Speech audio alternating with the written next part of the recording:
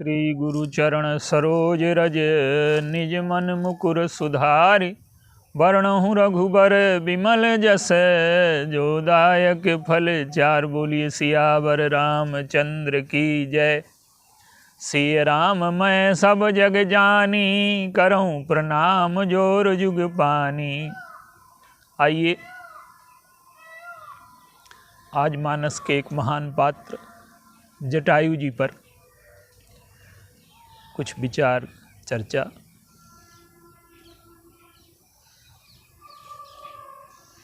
हमारे शास्त्रों में आप एक बात देखेंगे कि पशुओं का, पक्षियों का चरित्र दिया गया है।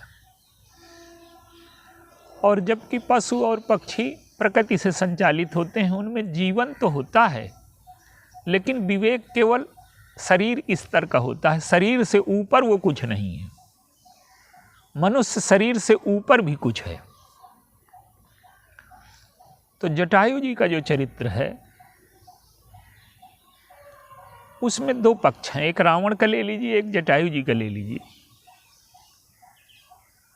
जटायु कौन है? गीध हैं, पंख बलवान हैं, जिनके ऊपर उठ सकते हैं और आंखें बड़ी तेज हैं। माने पुरुषार्थ की क्षमता भी बहुत है और विवेक भी है, आंखें भी हैं। लेकिन संसार के जो गीध हैं वो क्या करते हैं कि बहुत ऊपर उठते हैं और देखते नीचे हैं सौ को। सौ का अर्थ क्या है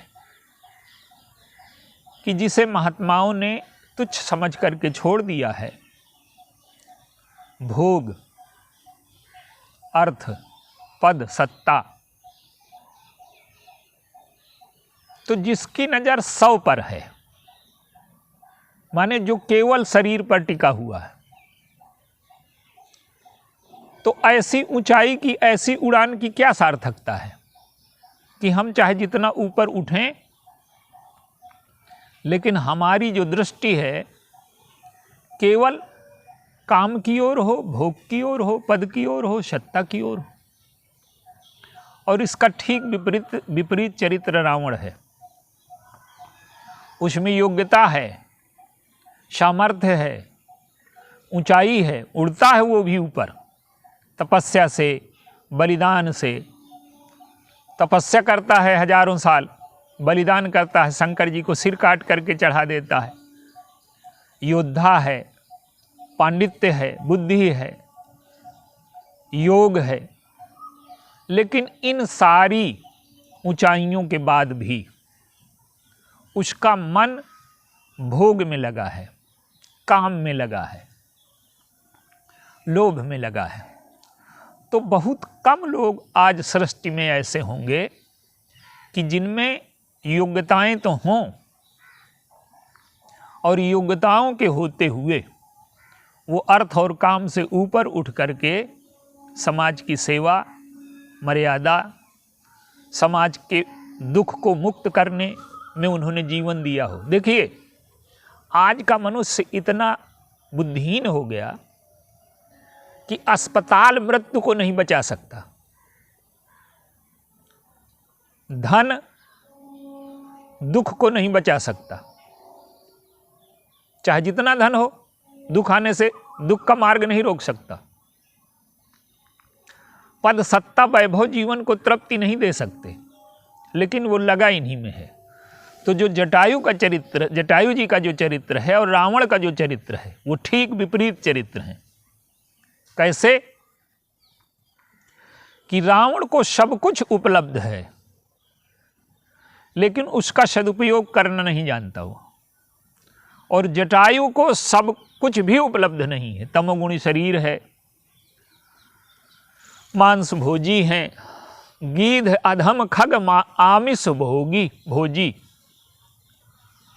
लेकिन इस चरित्र से हमें यह प्रेरणा मिलती है कि जीवन में जो हमें उपलब्ध हुआ है, अगर उसका हम सदुपयोग करना जान जाएं तो हमारा जीवन श्रेष्ठतम ऊंचाइयों तक पहुंच सकता है। गिद्धराज को क्या उपलब्धि मिली? गिद्ध देहि तजि धरि हरि रूपा। मनुष्य से देवता और देवता से ईश्वर। मनुष्य की यात्रा तो सरल है कि वो ईश्वरत्व तक चला जाए, लेकिन गिद्ध हो करके ईश्वरत्व तक पहुंच जाना, ये पराकाष्ठा है उड़ान की। और ये जटायु जी के जीवन में हुआ।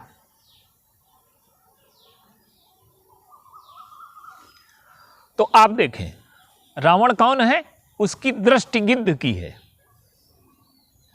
संसार में कितनी सुंदर स्त्रियां हैं, संसार में कहाँ धन है, कहाँ भोग है, कहाँ वैभव है, तो भले ही बुद्धिमान है पर उसकी दृष्टि गिद्ध की है। और आज जिनके पास बुद्धिमत्ता है, जिनके पास पुरुषार्थ है, उनमें से कितने लोग होंगे जो गिद्ध दृष्टि से बचे होंगे। तो रावण के लिए अपनी संवेदना का मूल्य है। आप देखिए, निरुद्देश्य जीना, संयोग से जीना और निरुद्देश्य मर जाना जीवन का लक्ष्य नहीं है। जो कुछ उपलब्ध हुआ है उसका सदुपयोग करना अगर हम जान जाएं तो जीवन में पूर्णता, अंतिम ऊंचाई और ईश्वरत्व तक पहुंच सकते हैं। रावण ने क्या किया? गिद्ध वृत्ति का परिचय दिया। सीता जी का हरण करके लिए जा रहा है। अब देखिए, माया की सीता, माया का मृग और माया का वेश रावण का।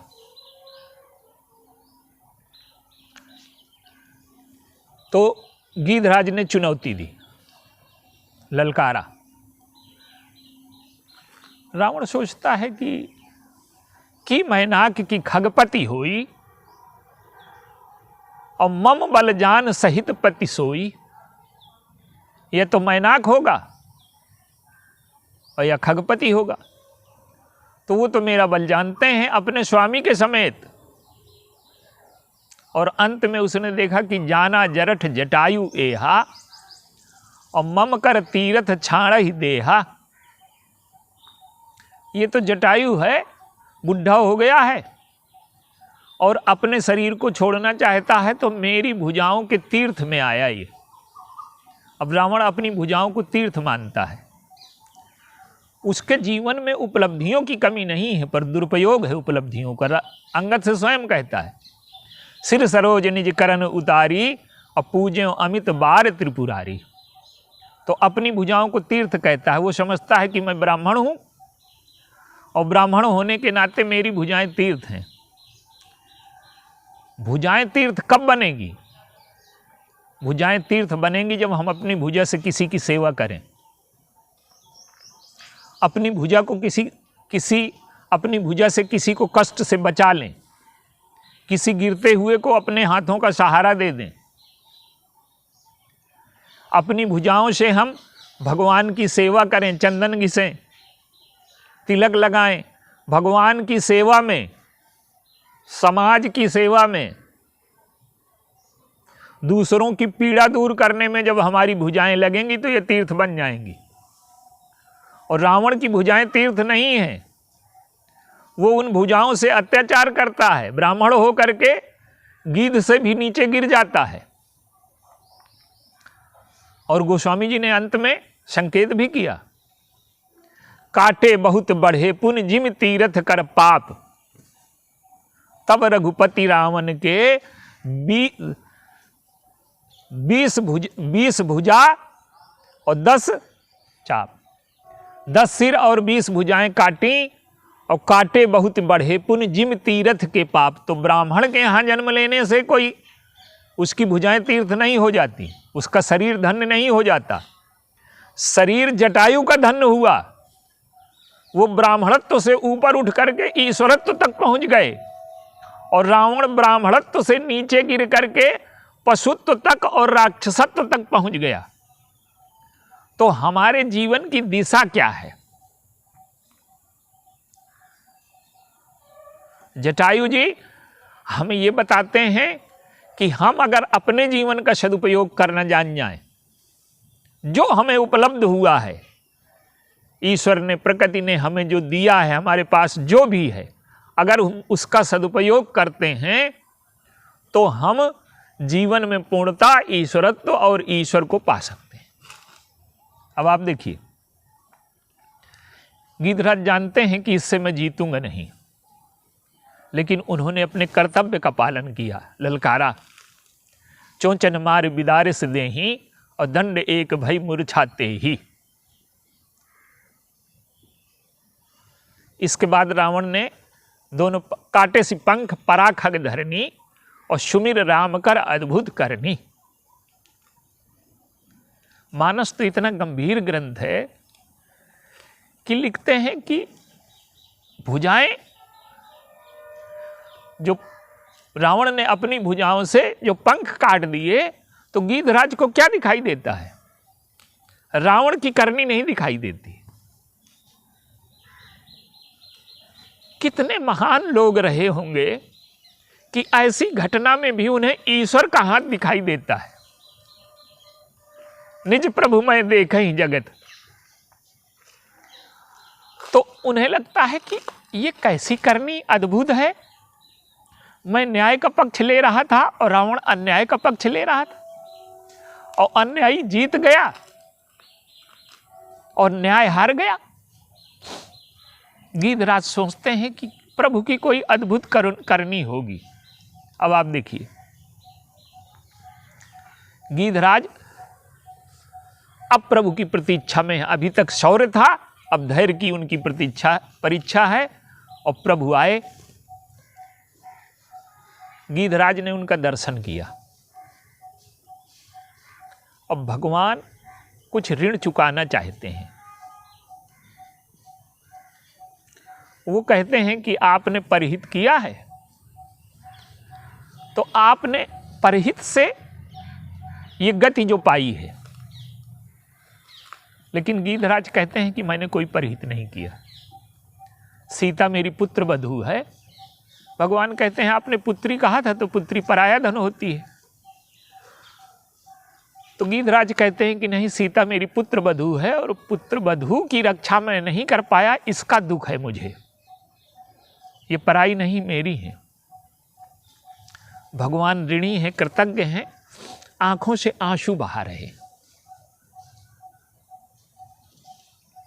और आप देखिए, दशरथ जी को अर्घ दिया, लेकिन जो अर्घ जटायु को मिला वो संसार में किसी को नहीं मिला। हनुमान जी का भी आंसुओं से सिंचन करते हैं प्रभु, लेकिन हनुमान जी कितने ऊंचे हैं। भगवान शंकर और हनुमान जी एक ही हैं। तो भगवान शंकर का अभिषेक किया जाता है गंगा जल से, और गंगा जल प्रभु का चरणोदक है। आज हनुमान जी को जब गले से लगाया उन्होंने, तो निज लोचन जल सींच जुड़ावा। वो कहते हैं कि तुम अपने को छोटा मानते हो, लेकिन मैं बराबर का मानता हूं।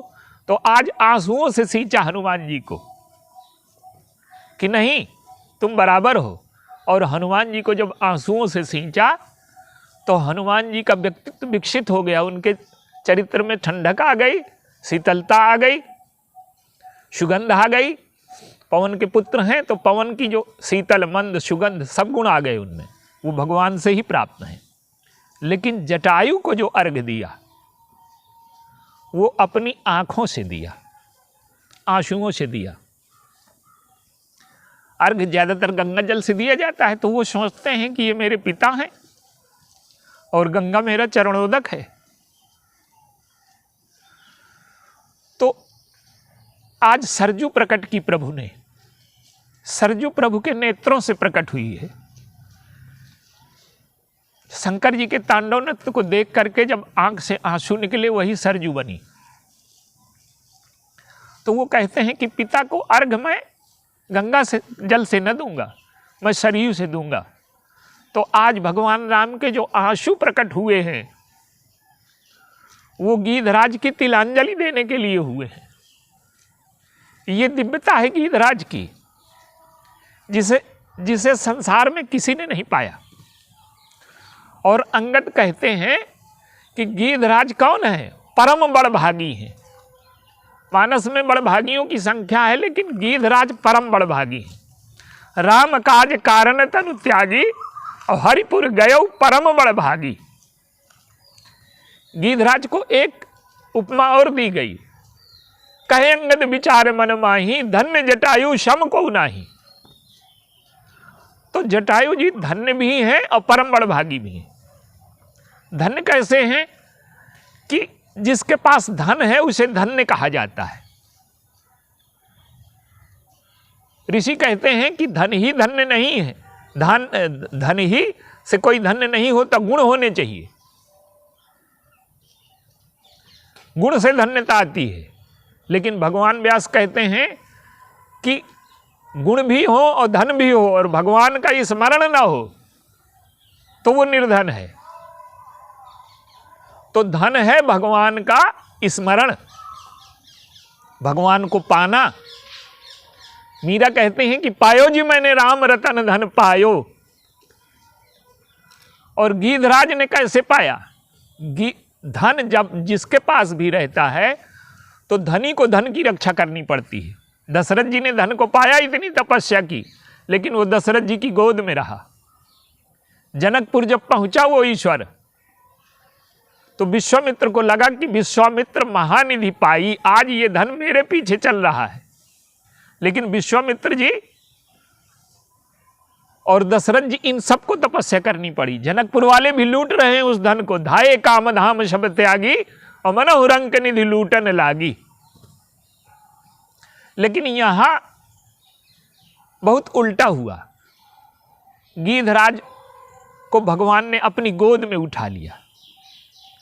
भगवान है धन और गीधराज है धनी, तो धन किसी को नहीं उठाता, धन किसी की चिंता नहीं करता, लेकिन आज धन ने धनी को अपनी गोद में उठाया। ये गीधराज का परम धन्य होना है। धन्य जटायु शम को नहीं, कोई जटायु के समान धन्य नहीं हुआ। और परम बड़भागी कैसे हैं कि भगवान ने अपनी आंसुओं से उन्हें तिलांजलि दी। और एक चीज और देखिए, गीधराज भगवान का स्मरण कर रहे हैं, लेकिन वो जो स्मरण है, आगे परागीधपति देखा, सुमिरत राम चरण चिन्ह रेखा। राम भगवान के चरणों में जो रेखाएं हैं उनका स्मरण कर रहे हैं। अब देखिए, भगवान के चरणों में हैं तो 24 चिन्ह, लेकिन 4 का प्रमुख उल्लेख है। रेख कुलिस ध्वज अंकुश शो है। वज्र, ध्वज, अंकुश और कमल। रेख कुलिस ध्वज अंकुश शो है। और ध्वज कुलिस अंकुश कंजजुत बन फिरत कंटक किन लहे। इन 4 का प्रमुख उल्लेख है। तो गीधराज इन 4 का स्मरण करते हैं। क्यों? कि सामान्य एक भाव ये है कि हमारे पापों का पहाड़ चाहे जितना बड़ा हो, भगवान का नाम लें तो वज्र की तरह, जैसे वज्र पहाड़ को चूर चूर कर देता है, वैसे नाम या भगवान का रूप या भगवान का धाम हमारे पापों को मिटा देता है।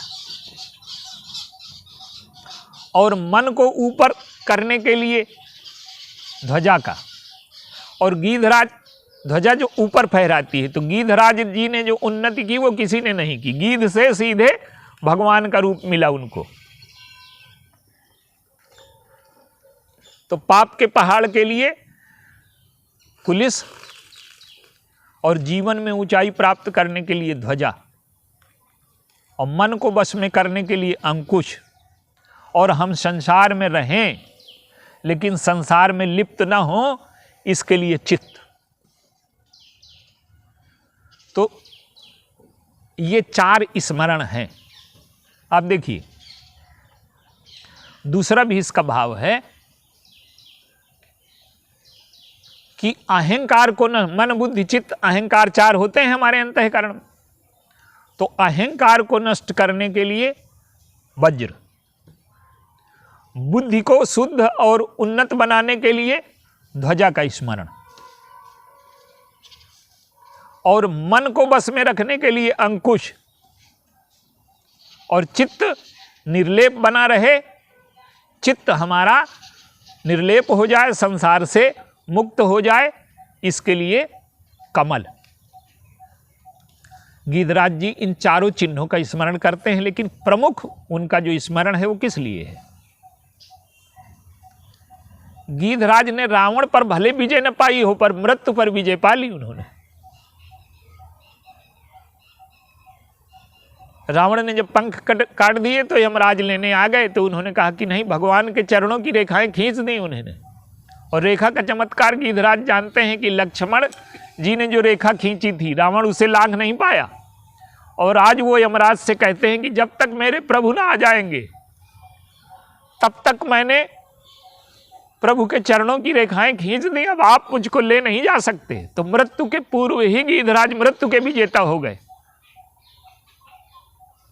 और अंत में भगवान ऋण चुकाना चाहते हैं, तो वो कहते हैं कि आपकी सेवा लेने के लिए जीवित रहूं। धर्म अर्थ काम मोक्ष मुझे चारों मिल गए। अर्थ इसलिए कि गीध का शरीर छोड़ करके चतुर्भुज विष्णु का रूप मिला। गीध देह तजी धरि हरि रूपा, तो इससे बढ़कर के कोई लाभ होगा क्या? और धर्म परहित के लिए, धर्म जो है अपने कर्तव्य की रक्षा के लिए मैंने प्राणों का उत्सर्ग किया। धर्म भी मेरे जीवन में, अर्थ भी और काम भी। ऐसा सुंदर रूप देखने को मिल रहा है आपका। लाज ही तन शोभा निरखि कोटि कोटि शत काम, तो काम की दृष्टि से भी। और मोक्ष, उनको तो मोक्ष सहज उपलब्ध हो गई है, भगवान का रूप मिल गया तो सारूप मुक्ति उन्हें मिली। तो अगर हमारा जीवन, हमारे जीवन में जो उपलब्धियां हैं, हम चाहे जितने पतित हो गए हों, लेकिन हम भगवान का भरोसा रखें और अगर उपलब्धियों का सदुपयोग करना जानते हैं, तो गीधराज का चरित्र हमें यह आश्वासन देता है कि हम चाहे जिस स्थिति में हों, नीचे से नीचे हों, लेकिन जीवन की उच्चतम ऊंचाइयों तक, ईश्वर तक, भगवान तक, ईश्वरत्व तक हम पहुंच सकते हैं। और गोस्वामी जी ने तो बालकांड में घोषणा कर दी थी और गीधराज ने उसे साकार करके दिखाया। गोस्वामी जी कहते हैं कि यह चरित्र गावहीं हरिपद पावहीं ते न परहीं भवकूपा। और गीधराज ने हरिपद नहीं पाया, हरि का रूप ही पा लिया। और गीधराज की जो अंतिम प्रतिज्ञा थी कि मैं तुम्हें मार दूंगा, तो भगवान कहते हैं कि गीधराज की प्रतिज्ञा की रक्षा मुझे करनी है, इसलिए अपना रूप दिया और उसी रूप से रावण को मारा। तो गीधराज की जो प्रतिज्ञा है अंत में सत्य सिद्ध हुई। तो हमें, अगर हम उपलब्धियों का, जीवन का दुरुपयोग करते हैं, तो हम गीध से भी नीचे जा सकते हैं, जैसे रावण चला गया। और अगर हम सदुपयोग करना जानते हैं, ईश्वर की कृपा के लिए, न्याय के लिए, दूसरों की पीड़ा दूर करने के लिए अपने जीवन को लगाते हैं, तो हम नीचे से ऊपर ईश्वरत्व तक पहुंच सकते हैं। बोलिए सियावर।